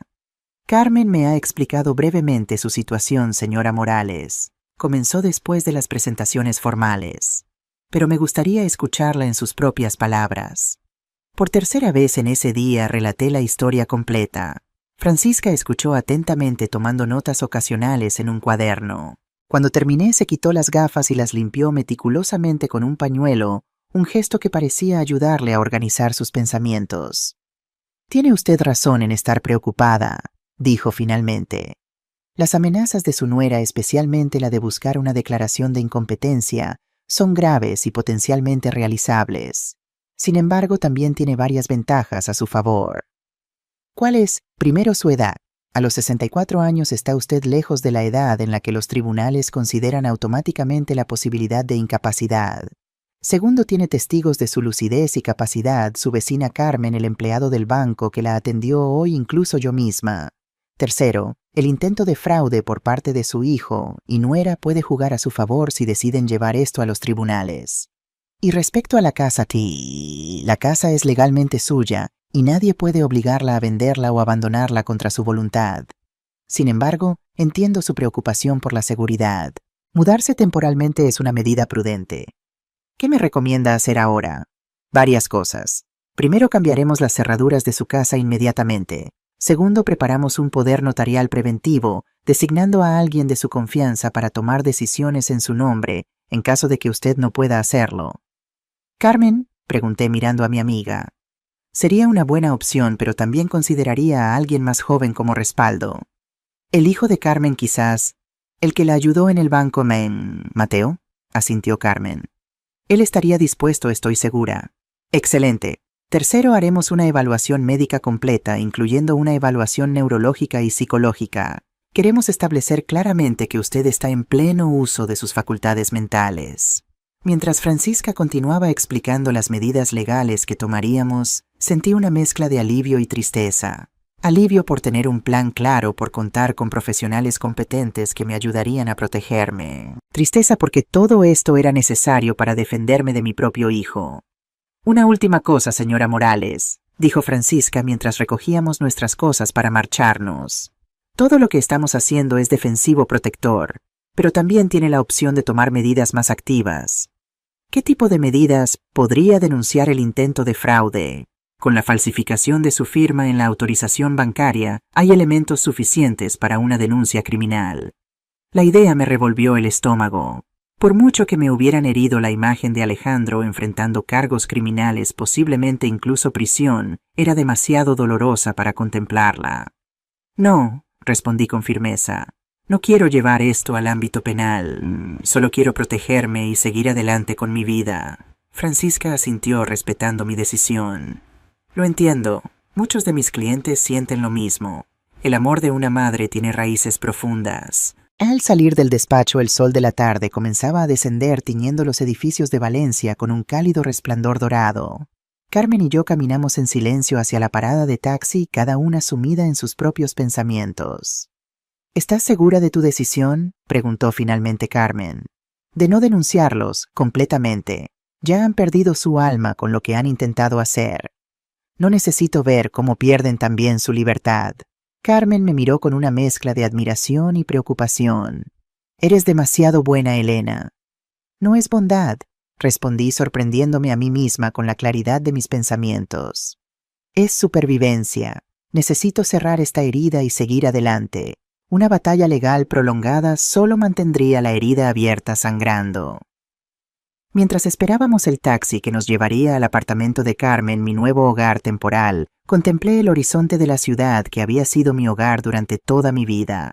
Valencia, con sus contradicciones, su belleza y su dureza, seguiría siendo mi hogar, aunque ahora tendría que encontrar mi lugar en ella nuevamente. A los 64 años estaba a punto de comenzar un nuevo capítulo de mi vida. Un capítulo no planificado, no deseado, pero quizás a su manera necesario. Porque a veces las peores traiciones nos llevan a las mejores liberaciones. Y a veces perder lo que creíamos imprescindible nos abre la puerta a posibilidades que nunca habíamos considerado. El taxi llegó interrumpiendo mis reflexiones. Mientras subíamos eché una última mirada a la calle, al mundo que continuaba su marcha imparable, a pesar de que el mío se había detenido momentáneamente. «Vamos a casa», dijo Carmen apretando mi mano. Y por primera vez en ese día interminable sentí un atisbo de paz. No porque el dolor hubiera disminuido, sino porque había encontrado la fuerza para enfrentarlo. Y en ese momento eso era suficiente. El apartamento de Carmen era considerablemente más pequeño que mi casa en Ruzafa, pero tenía algo que yo había estado perdiendo gradualmente: una sensación de seguridad. Ubicado en el 7º piso de un edificio moderno en el barrio de Benimaclet, con portero las 24 horas, y un sistema de seguridad en la entrada, me ofrecía una tranquilidad que había dado por sentada hasta que las amenazas de Gabriela me la arrebataron. «No es muy grande, pero el sofá-cama es sorprendentemente cómodo», dijo Carmen mientras extendía sábanas limpias sobre él. «Y la vista del amanecer desde esta ventana es espectacular». «Es perfecto, Carmen. No sé cómo agradecerte todo lo que estás haciendo por mí». «¿Recuerdas cuando Manuel enfermó y tú venías cada tarde a relevarme para que yo pudiera descansar un poco? ¿O cuando mi Santiago murió y pasaste 2 semanas durmiendo en mi sofá para que no estuviera sola? Así es como funciona la amistad verdadera, Elena». Esa primera noche en casa de Carmen dormí profundamente, sin los sobresaltos y pesadillas que había anticipado. Quizás fue el agotamiento emocional o tal vez la certeza de estar en un lugar seguro, pero por primera vez en mucho tiempo, mi sueño fue reparador. A la mañana siguiente, siguiendo el consejo de Francisca, contratamos a un cerrajero para que cambiara las cerraduras de mi casa. Carmen insistió en acompañarme, preocupada por un posible encuentro con Alejandro o Gabriela. Afortunadamente la casa estaba vacía y el trabajo se completó sin incidentes. Mientras el cerrajero terminaba, recorrí las habitaciones por última vez, decidiendo qué objetos personales quería llevarme. Fotografías, documentos, algunas joyas con valor sentimental, la colección de discos de vinilo que Manuel y yo habíamos reunido durante décadas. No era mucho, pero representaba la esencia de mi vida, las memorias que quería preservar. «¿Qué harás con el resto?», preguntó Carmen mientras me ayudaba a empaquetar algunas cosas. «No lo sé aún. No estoy lista para deshacerme de todo, pero tampoco puedo llevármelo conmigo. Podríamos alquilar un trastero, un lugar seguro donde guardar tus cosas mientras decides qué hacer con la casa». Era una buena idea. Mover mis pertenencias a un almacén no solo las mantendría seguras, sino que me daría tiempo para pensar con claridad sobre mi siguiente paso. Los días siguientes transcurrieron en un ajetreo de trámites legales y logísticos. Francisca preparó el poder notarial preventivo, designando a Carmen y a Mateo como mis representantes legales en caso de incapacidad. El doctor Ferrer, un neurólogo recomendado por la abogada, realizó una evaluación completa de mis capacidades cognitivas. «Está usted más lúcida que muchos de mis colegas 20 años más jóvenes», comentó con una sonrisa al concluir las pruebas. Una semana después de la confrontación recibí la primera llamada de Alejandro. Estaba en casa de Carmen cuando mi teléfono sonó. Al ver su nombre en la pantalla, mi corazón dio un vuelco. «Es él», le dije a Carmen, que estaba preparando la cena. «No tienes que contestar si no estás lista». «No creo que debo hacerlo». Tomé aire y respondí. «Hola, Alejandro». «Mamá». Su voz sonaba cansada, tensa. «Necesito hablar contigo, en persona». «No creo que sea buena idea en este momento». «Por favor, es importante. Cualquier cosa que necesites decirme puedes decirla por teléfono». Hubo un largo silencio. Casi podía sentir su frustración a través de la línea. Fui a casa ayer. Las cerraduras están cambiadas. Sí. ¿Dónde estás quedándote? Eso no es asunto tuyo, Alejandro. Otro silencio más largo esta vez. Mamá, sé que cometí un error terrible, pero necesitamos hablar. Necesito explicarte. ¿Explicarme qué exactamente? ¿Cómo planeaste robarme? ¿Cómo falsificaste mi firma? ¿O cómo amenazaste con declararme incompetente cuando tu plan falló? Lo de la incompetencia fue idea de Gabriela, dijo rápidamente. Yo nunca... Pero no la detuviste, ¿verdad? No dijiste, no vamos a amenazar a mi madre de esa manera. Te quedaste allí en silencio permitiendo que me amenazara. Estaba desesperado, mamá. Las deudas, el banco amenazando con embargarnos. No estaba pensando con claridad. Y ahora sí. Creo que sí. Al menos lo estoy intentando. Algo en su voz había cambiado. No era solo cansancio lo que escuchaba. Había una especie de derrota, de resignación. ¿Qué quieres de mí, Alejandro? Solo hablar, solo verte, por favor.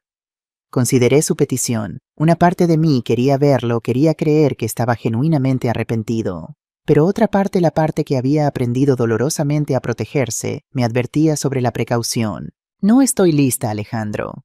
Quizás en unas semanas, cuando las cosas se hayan calmado un poco. Semanas, mamá, no tenemos semanas. El banco... Ahí está, lo interrumpí. Sigues queriendo mi dinero. No es a mí a quien quieres ver. Es a mi cuenta bancaria. No es así, protestó, pero el daño ya estaba hecho. Adiós, Alejandro. Colgué antes de que pudiera responder, las manos temblándome ligeramente. Carmen se acercó y me abrazó sin decir palabra, comprendiendo que en ese momento no había palabras que pudieran aliviar el dolor de una madre rechazada por segunda vez. Esa noche, mientras cenábamos en silencio, Carmen mencionó algo que cambiaría el curso de las siguientes semanas. Hay un grupo que se reúne los jueves en el centro cultural del barrio. Mujeres mayores, muchas de ellas, con historias similares a la tuya. ¿Qué tipo de grupo? Lo llaman resiliencia plateada. Son mujeres que han sufrido abusos principalmente financieros por parte de sus familias. Comparten experiencias, consejos legales, apoyo emocional. Creo que te haría bien asistir. La idea de exponer mi situación a un grupo de desconocidas me resultaba incómoda.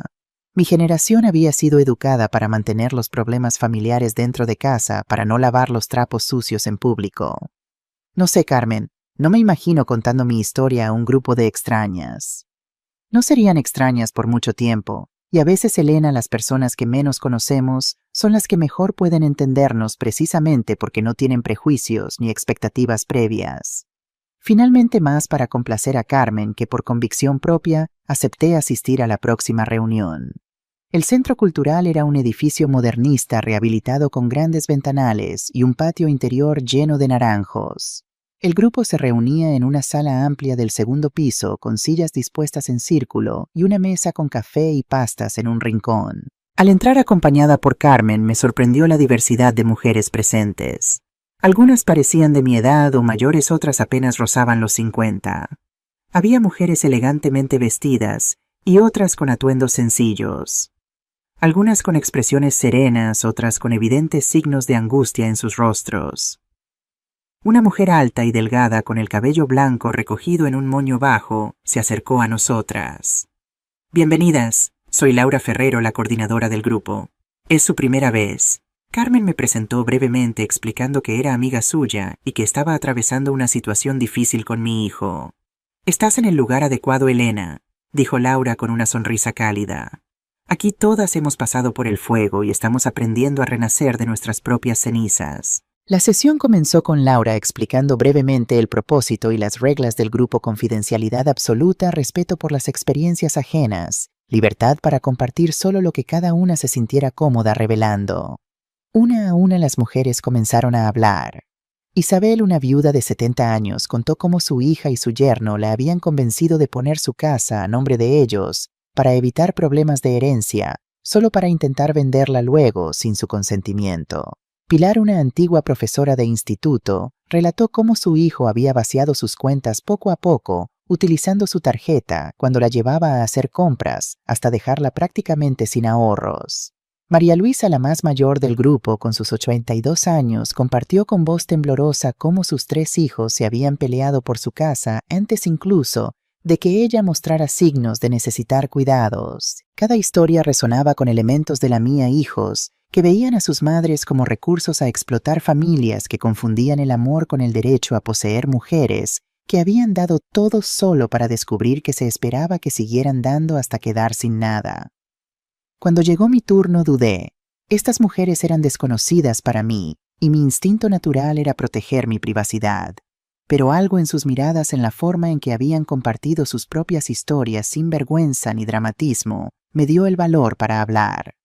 Mi hijo Alejandro y su esposa Gabriela planearon vaciar mi cuenta bancaria mientras yo dormía. Comencé sorprendida por la firmeza de mi propia voz.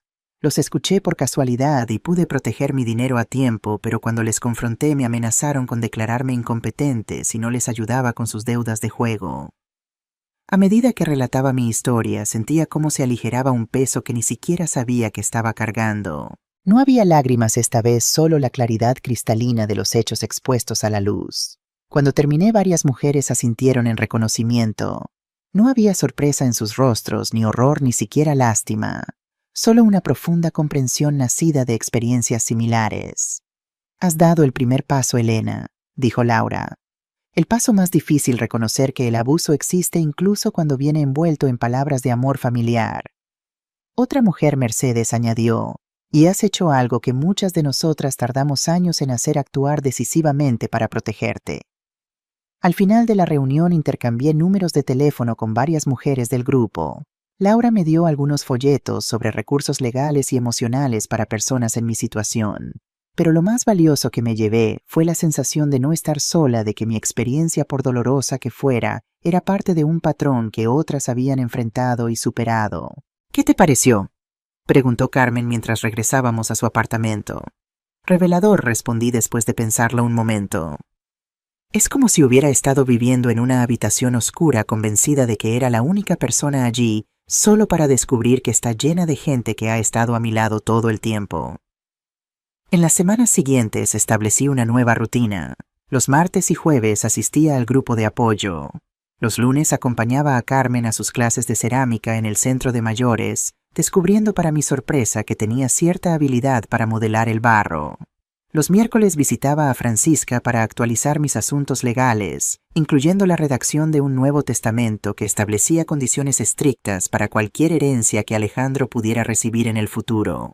También comencé a buscar un lugar propio donde vivir. Aunque Carmen insistía en que podía quedarme con ella todo el tiempo que necesitara, sentía que era hora de recuperar mi independencia. Con la ayuda de Mateo encontré un pequeño ático en el barrio de El Carmen, en pleno casco histórico de Valencia. Era mucho más pequeño que mi casa de Ruzafa, pero tenía una terraza con vistas a los tejados antiguos y a las torres de la catedral a lo lejos. «Es perfecto», dije cuando lo visité por primera vez. «Pequeño pero luminoso». «¿Estás segura?», preguntó Mateo. «El precio es razonable considerando la ubicación, pero es muy diferente a lo que estás acostumbrada». «Esa es precisamente la idea», respondí. «No quiero algo parecido a lo que tenía. Quiero algo completamente nuevo, un espacio que no contenga ecos del pasado». Con la venta de algunos objetos que no necesitaba y un poco de los ahorros que había protegido, pude pagar 6 meses de alquiler por adelantado. La propietaria, una mujer mayor que se mudaba a vivir con su hija a Alicante, pareció complacida de alquilar su piso a alguien responsable y de su misma generación. El día de la mudanza, Carmen, Mateo y su esposa Ana me ayudaron a llevar las pocas pertenencias que había decidido conservar: ropa, algunos libros, las fotografías familiares que no me causaban dolor, y la máquina de coser que había sido de mi madre y que no había usado en años. «¿Estás segura de querer esto?», preguntó Carmen cuando entre todos subíamos la pesada máquina Singer por las estrechas escaleras del edificio. «Ni siquiera sé si funciona todavía». «Funcionará», respondí con una convicción que me sorprendió a mí misma. «Es hora de retomar algunas cosas que dejé de lado». Mi nueva casa fue tomando forma lentamente. Compré muebles sencillos pero cómodos, plantas para la terraza, cortinas de colores vivos que contrastaban con las paredes blancas. La máquina de coser, como había predicho, funcionaba perfectamente después de una limpieza profunda y un poco de aceite. Comencé a coser cojines, manteles, incluso alguna prenda sencilla. Cada vez que creaba algo con mis manos, sentía que estaba reconstruyendo no solo un objeto, sino una parte de mí misma. Pasaron 2 meses sin noticias directas de Alejandro. Aunque Carmen me mantenía informada de los rumores del barrio, aparentemente el banco finalmente había embargado su casa, obligándolos a mudarse a un piso más modesto en las afueras. Según los vecinos, Gabriela estaba furiosa y culpaba abiertamente a Alejandro por no haber sido más firme conmigo. Una tarde de principios de primavera, mientras regaba las plantas de mi terraza, vi un coche conocido aparcando en la plaza cercana. Era el Seat Ibiza de Alejandro, ahora visiblemente más deteriorado que la última vez que lo vi. Me quedé muy quieta observando. Alejandro salió del coche, pero no se acercó al edificio. Simplemente se quedó allí mirando hacia mi ventana como si estuviera reuniendo el valor para subir, o quizás solo asegurándose de que yo estaba bien. Me aparté ligeramente para que no pudiera verme, pero seguí observándolo. Había perdido peso y su postura, siempre confiada, ahora mostraba signos de derrota. Después de unos minutos volvió al coche y se marchó. No le mencioné el incidente a nadie, ni siquiera a Carmen. Era como un pequeño secreto entre mi hijo y yo, un reconocimiento silencioso de que a pesar de todo seguíamos conectados por un hilo invisible que ninguno de los dos había cortado completamente. Las reuniones del grupo Resiliencia Plateada se convirtieron en un ancla en mi nueva vida.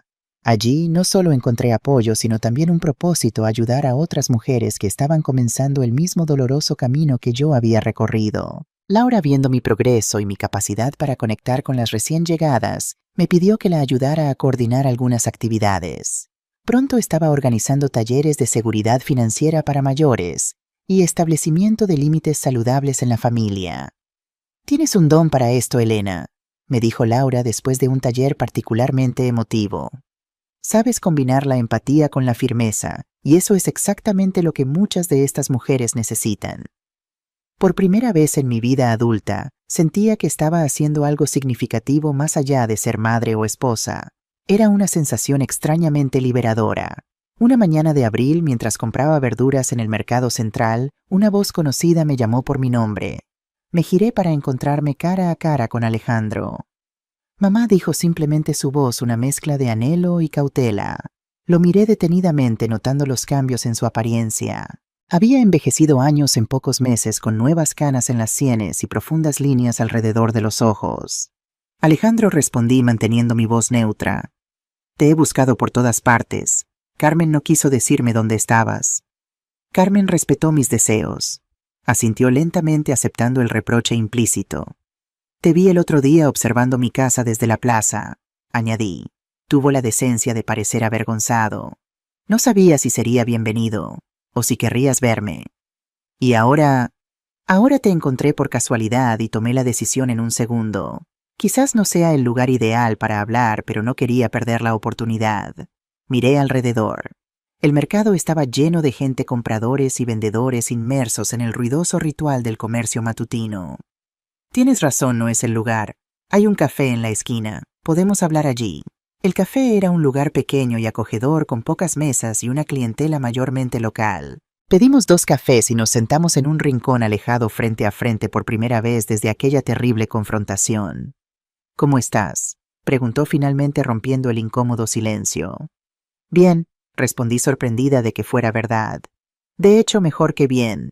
He encontrado un nuevo propósito, nuevas amistades, una nueva forma de vivir». «Me alegro», dijo, y parecía sincero. «Te mereces ser feliz, mamá. Siempre lo has merecido». «¿Y tú, cómo estás?», suspiró profundamente antes de responder. «Sobreviviendo. El banco ejecutó la hipoteca. Perdimos la casa. Ahora vivimos en un piso pequeño en Mislata». «Lo sé. Carmen me lo contó». «Claro», sonrió tristemente.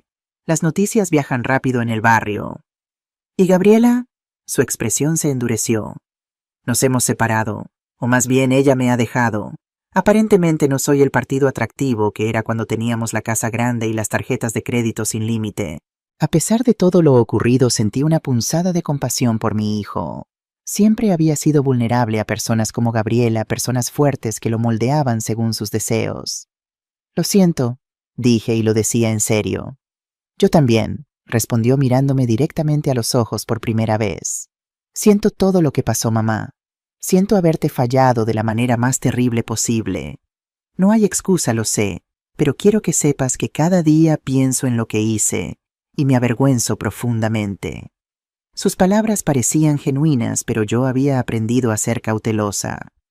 ¿Por qué me dices esto ahora, Alejandro? ¿Qué quieres de mí?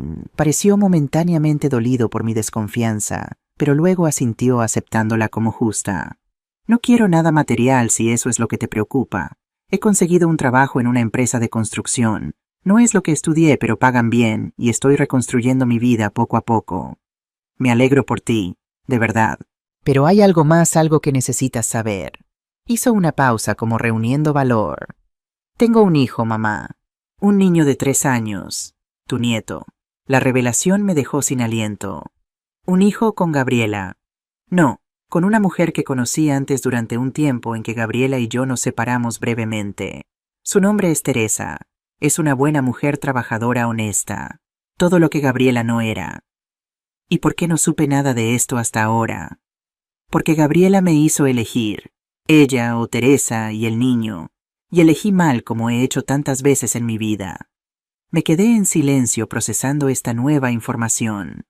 Un nieto, un pequeño ser que llevaba mi sangre y que yo ni siquiera conocía. ¿Cómo se llama?, pregunté finalmente. Manuel, respondió Alejandro, su voz suavizándose. Le pusimos Manuel como papá. Sentí que las lágrimas amenazaban con brotar, pero las contuve. Manuel, repetí saboreando el nombre. Y dices que tiene 3 años. Sí, y es listo, mamá. Increíblemente listo para su edad. Y se parece tanto a papá. Tiene sus mismos ojos, su misma forma de fruncir el ceño cuando está concentrado. ¿Y ahora tienes contacto con él? Sí, desde que Gabriela se fue he estado viendo a Teresa y a Manuel regularmente. De hecho, estoy tratando de ser el padre que debería haber sido desde el principio. ¿Y Teresa qué sabe ella de mí? Sabe todo, mamá. Le conté la verdad, incluso las partes que me avergüenzan. Y fue ella quien me animó a buscarte, a intentar reparar el daño si era posible. Parece una mujer sabia. Lo es, mucho más de lo que merezco. Nos quedamos en silencio un momento, cada uno sumido en sus propios pensamientos. El café se había enfriado, pero ninguno de los dos parecía interesado en beberlo. Me gustaría que conocieras a Manuel, dijo finalmente Alejandro, y a Teresa, pero entenderé si no estás lista o si simplemente no quieres tener nada que ver conmigo después de lo que hice. La idea de conocer a mi nieto, un niño que llevaba el nombre de mi amado esposo, despertó sentimientos que creía dormidos para siempre. El anhelo de familia, de continuidad, de un futuro que se extendiera más allá de mi propia vida. Pero también estaba el miedo. Miedo a volver a confiar y ser defraudada. Miedo a abrir mi corazón y a encontrar solo dolor nuevamente. Necesito tiempo, Alejandro, para pensar, para procesar todo esto. Lo entiendo. Tómate todo el tiempo que necesites. Sacó un bolígrafo y anotó algo en una servilleta. Este es mi nuevo número y mi dirección. Cuando estés lista, si es que alguna vez lo estás, llámame. Tomé la servilleta y la guardé en mi bolso, sintiendo el peso de esa pequeña pieza de papel como si fuera mucho mayor. Una cosa más, dijo antes de que nos levantáramos. Quiero que sepas que no espero nada de ti, ni perdón, ni dinero, ni siquiera una relación si no la deseas. Solo quería que supieras sobre Manuel porque él merece conocer a su abuela y tú mereces saber de su existencia. Asentí, incapaz de encontrar palabras adecuadas para responder. Nos levantamos y salimos del café en silencio. En la puerta, Alejandro dudó un momento, como si quisiera abrazarme, pero no se atreviera. Finalmente extendió su mano. Gracias por escucharme, mamá. Tomé su mano brevemente, sintiéndola familiar, y ahora extraña sensación de contacto con mi hijo. Adiós, Alejandro. Hasta pronto, espero, respondió con una pequeña sonrisa esperanzada. Lo vi alejarse entre la multitud del mercado, sus hombros ya no encorvados por la derrota, sino erguidos con una nueva determinación. Por primera vez desde nuestra confrontación sentí una chispa de esperanza. No de que las cosas volvieran a ser como antes, eso era imposible y quizás indeseable, sino de que tal vez con tiempo y esfuerzo podríamos construir algo nuevo. Algo basado no en la obligación o la dependencia, sino en el respeto mutuo y límites saludables. Esa noche, mientras cenaba con Carmen y le contaba sobre mi encuentro con Alejandro, saqué la servilleta con su dirección. ¿Qué piensas hacer?, preguntó Carmen. No lo sé aún. Una parte de mí quiere conocer a Manuel inmediatamente. Otra parte teme que sea una nueva forma de manipulación. ¿Y qué te dice tu instinto? Reflexioné sobre la pregunta buscando en mi interior la respuesta. Mi instinto me dice que Alejandro estaba siendo sincero hoy, que realmente está tratando de cambiar de ser mejor persona. Pero también me dice que debo ser cautelosa, que la confianza una vez rota no se repara de la noche a la mañana. Sabia decisión, asintió Carmen. La precaución no está reñida con la compasión. Además, añadí sorprendiéndome a mí misma con la claridad de mi pensamiento, no se trata solo de Alejandro y yo ahora. Hay un niño inocente en medio de todo esto, un niño que no tiene culpa de nada y que merece conocer a su familia. Manuel, dijo Carmen suavemente. Como tu Manuel. Sí, sonreí a través de las lágrimas que finalmente me permitía derramar. Como mi Manuel, que estaría tan feliz de saber que su nombre continúa, que su sangre corre por las venas de un niño que nunca conoció. Esa noche, mientras me preparaba para dormir en mi pequeño pero acogedor ático, tomé una decisión. Llamaría a Alejandro, pero no inmediatamente. Me daría una semana para consolidar mi propia fuerza, para asegurarme de que estaba actuando desde un lugar de amor y sabiduría, no desde la desesperación o la soledad.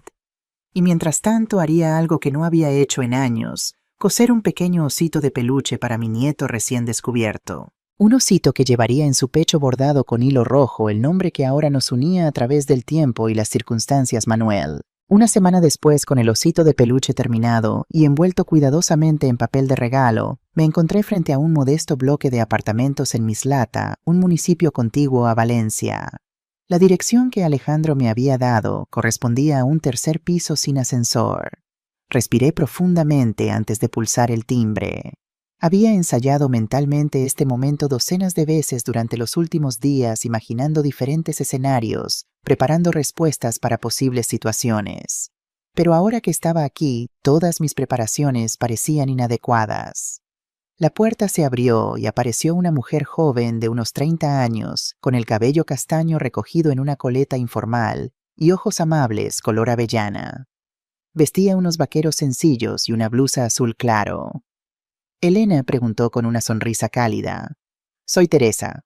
Por favor, pasa. El apartamento era pequeño, pero estaba impecablemente limpio y decorado con sencillez. Juguetes infantiles ordenados en cajas coloridas ocupaban un rincón del salón. En las paredes había fotografías enmarcadas, muchas de ellas de un niño pequeño en diversas etapas de crecimiento. Alejandro ha ido a buscar a Manuel al parque, explicó Teresa mientras me ofrecía asiento. Deberían estar aquí en cualquier momento. ¿Te apetece un café o un té? Un té estaría bien, gracias. Mientras Teresa iba a la cocina, observé con más detalle las fotografías. En una de ellas, el niño Manuel miraba directamente a la cámara con una expresión seria que me resultó dolorosamente familiar.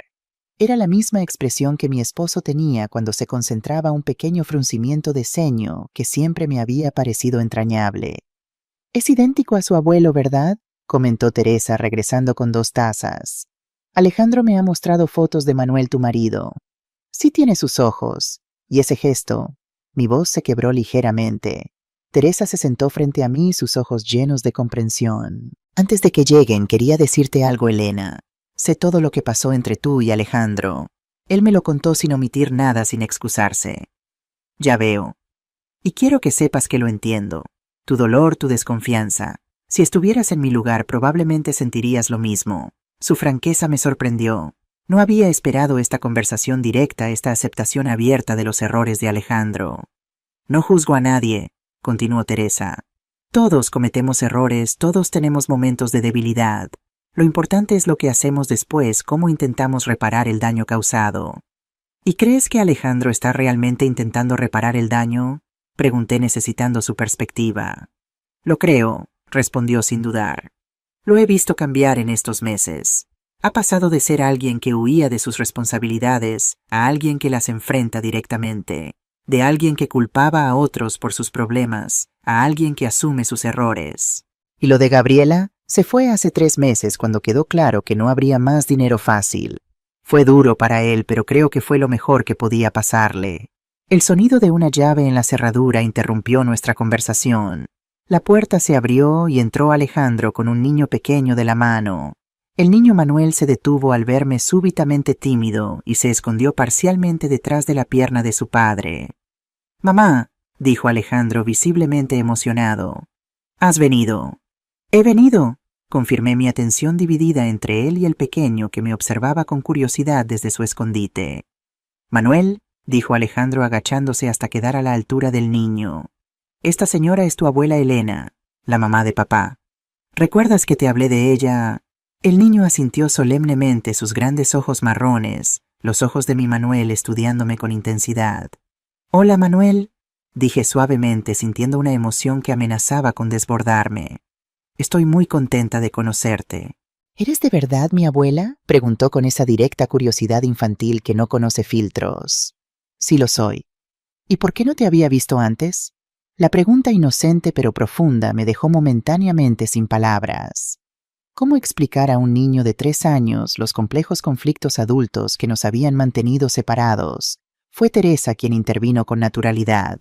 «A veces, Manuel, las personas mayores tienen desacuerdos y necesitan tiempo para solucionarlos. Como cuando tú y tu amigo Lucas os enfadasteis por el camión de bomberos. ¿Recuerdas? Necesitasteis un tiempo separados antes de volver a jugar juntos». Manuel pareció aceptar esta explicación, su rostro relajándose. «¿Me has traído un regalo?», preguntó notando el paquete que había dejado sobre el sofá. «Manuel», lo reprendió suavemente Teresa, «no se piden regalos así». «Está bien», sonreí. «Sí te he traído algo que hice especialmente para ti». Le entregué el paquete que abrió con esa combinación de entusiasmo desmedido y torpeza adorable típica de los niños pequeños. Cuando finalmente logró desenvolver el osito, sus ojos se iluminaron. «Un oso, y tiene mi nombre. Lo he cosido yo misma», expliqué. «Es un osito especial que cuidará de ti mientras duermes».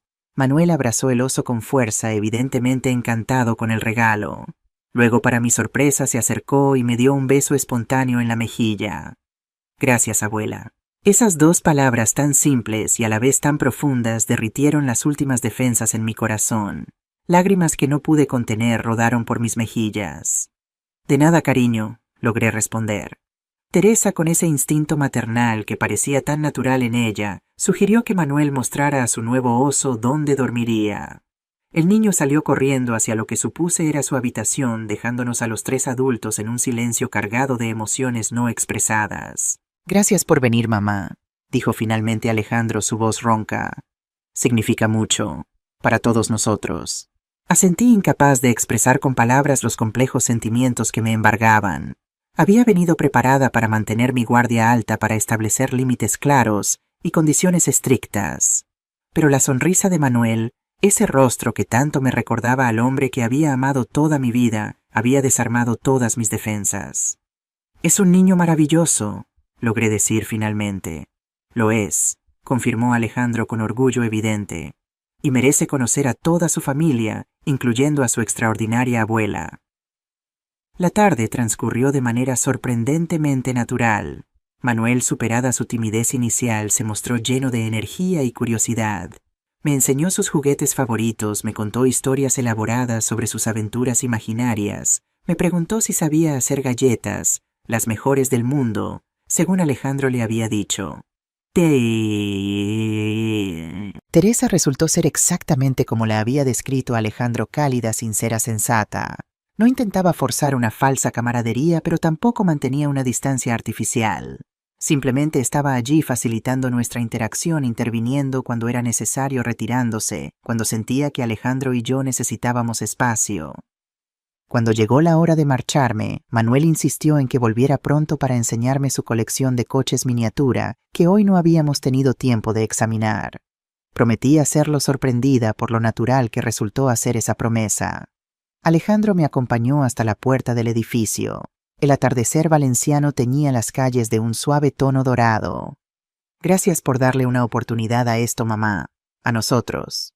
Manuel es un niño encantador, y Teresa parece una buena mujer. Lo es, mucho mejor de lo que merezco». «No digas eso», respondí, sorprendiéndome a mí misma con mi tono protector.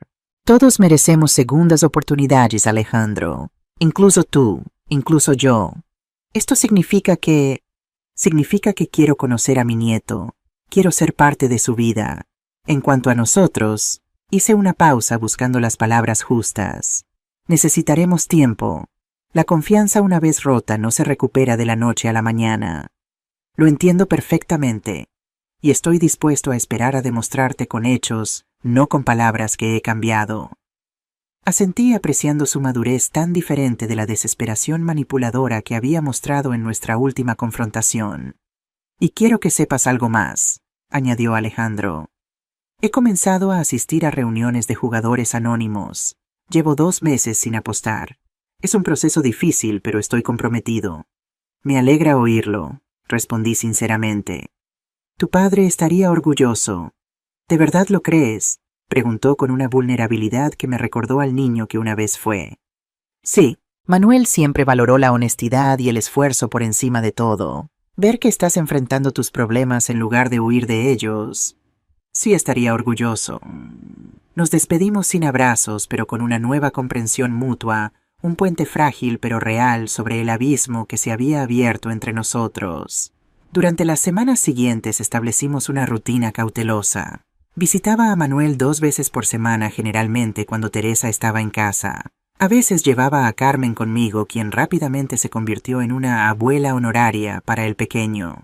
Otras veces Teresa traía a Manuel a mi ático, donde el niño quedaba fascinado por la vista de los tejados antiguos y las palomas que visitaban mi terraza. Mi relación con Alejandro evolucionaba lentamente con cuidado. No hablábamos directamente de dinero ni del pasado, pero poco a poco, a través de pequeñas conversaciones y momentos compartidos, íbamos reconstruyendo algo que, si bien nunca sería igual que antes, podría convertirse en algo nuevo y posiblemente más saludable.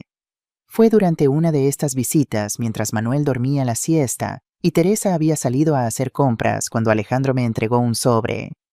¿Qué es esto?, pregunté abriéndolo para encontrar 3 billetes de 50 euros. Es un comienzo, respondió. Sé que te debo mucho más, no solo por los préstamos que nunca devolví, sino por todo lo que has hecho por mí a lo largo de los años. Pero es un inicio. Alejandro, no es necesario. Sí lo es, mamá. Para mí lo es. No puedo cambiar el pasado, pero puedo comenzar a actuar correctamente ahora. Y esto es parte de ello.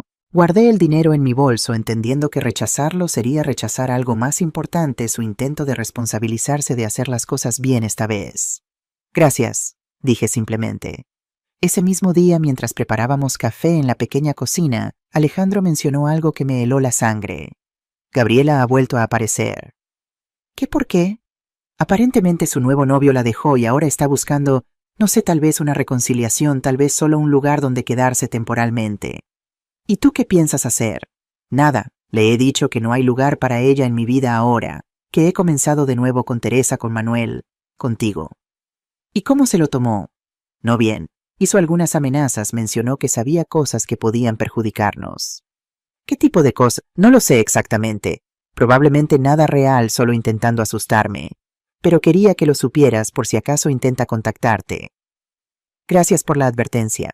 La mención de Gabriela trajo de vuelta viejos temores que creía superados. Esa noche de regreso en mi ático no pude evitar pensar en las posibles complicaciones que su reaparición podría traer. ¿Estaría realmente buscando una reconciliación con Alejandro? ¿O habría algo más, algo relacionado con el dinero que una vez intentaron quitarme? Mis preocupaciones resultaron fundadas 3 días después, cuando regresaba de una reunión del grupo Resiliencia Plateada. Al doblar la esquina hacia mi calle, vi a una figura familiar esperando cerca de la entrada de mi edificio. Gabriela. Consideré dar media vuelta e irme a evitar la confrontación, pero algo dentro de mí se rebeló ante la idea. Esta era mi casa, mi nueva vida. No permitiría que el miedo me impidiera entrar en ella. Me acerqué con paso firme. Gabriela me vio y se enderezó, adoptando esa postura ligeramente agresiva que recordaba bien. Elena, dijo a modo de saludo, su voz cargada de falsa cordialidad. ¡Qué coincidencia encontrarte aquí! No es ninguna coincidencia, Gabriela. Estás esperando frente a mi casa. Su sonrisa flaqueó momentáneamente. Siempre tan directa. Es una de las cosas que siempre admiré de ti. ¿Qué quieres? Solo hablar, como adultas civilizadas. ¿Podemos entrar? No, Gabriela. Lo que tengas que decir puedes decirlo aquí mismo. Frunció el ceño, claramente contrariada por mi negativa. Bien, iré al grano entonces. Alejandro me ha rechazado. Dice que ha empezado de nuevo, contigo con esa mujer y su hijo bastardo. La crudeza de sus palabras me enfureció, especialmente la referencia despectiva a Manuel, pero mantuve mi compostura. Eso es asunto de Alejandro, no mío. Oh, pero sí es asunto tuyo, porque tú has estado metiéndole ideas en la cabeza. Tú y esa Teresa. Alejandro es un adulto capaz de tomar sus propias decisiones. Gabriela soltó una risa amarga. Alejandro, un adulto capaz, por favor. Ambas sabemos que siempre ha sido débil, manipulable. Primero tú lo controlabas, luego yo, ahora Teresa. Siempre necesita a alguien que piense por él. Quise defender a mi hijo, señalar cómo estaba cambiando, madurando, asumiendo responsabilidades.